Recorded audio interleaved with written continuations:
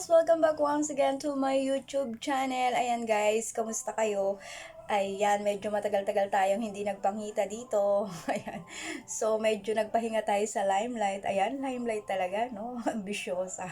So, ayan guys, magpe-flex lang tayo ng paggawa natin ng simpleng ensaladang ampalaya. Ayan, para naman may contribution tayo kay YT. So, di ba ang ganda ng background ko dahil medyo winter na at malamig na dito sa Pinas. Ayan, puro jacket. So, ayan, wag niyo na intindihin yan guys. Ayan.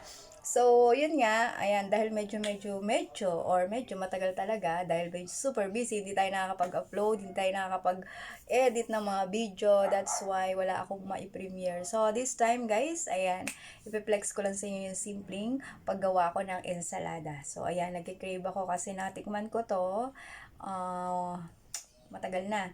So, but this time, this ensalada recipe is simpleng ingredients lang. Ayan, simpleng ingredients na ninana ko pa sa aking yumaong ina. So, ayun, pamana ni nanay itong ganitong simple lang na pasok sa budget nyo. Ayan. So, 'di ba?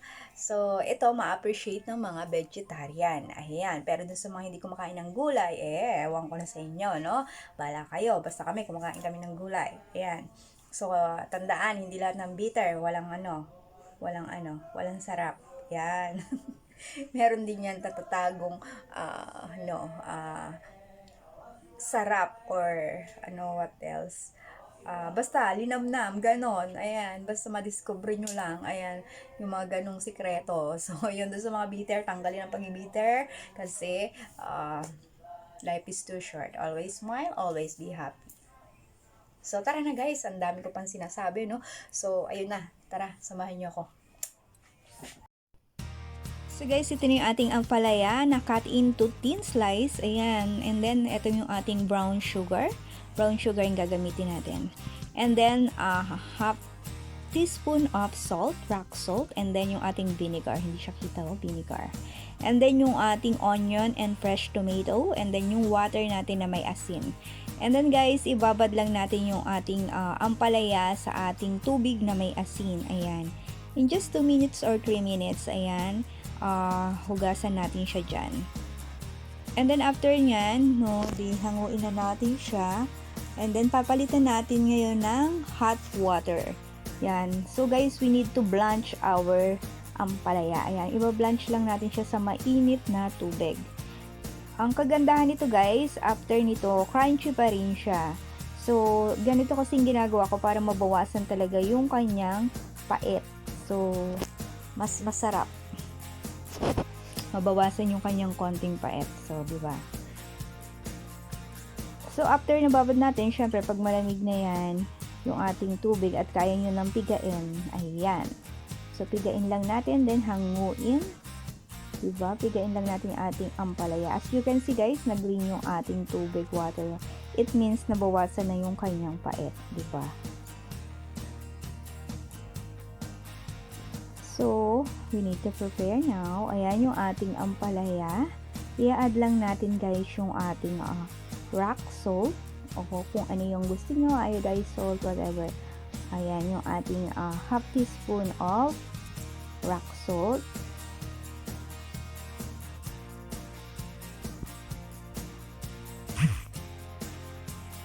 And then, i-add natin ngayon yung ating brown sugar.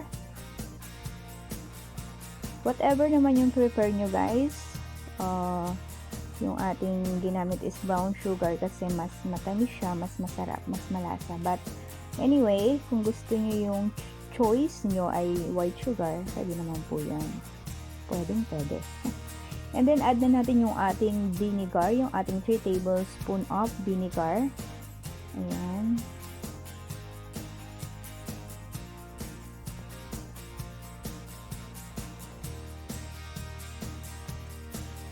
And then, yung ating onion, ilagay na natin. And then, yung ating, isusunod natin yung ating fresh tomato.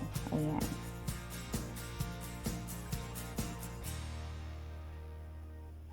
Put our fresh tomato.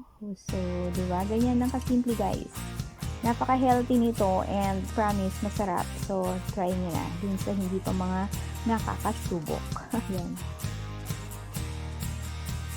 Perfect to guys sa fried dish. Ayan. Prito, na isda, pork chop, whatever, basta dry fish or prito. And then maglalagay lang tayo ng konting pepper.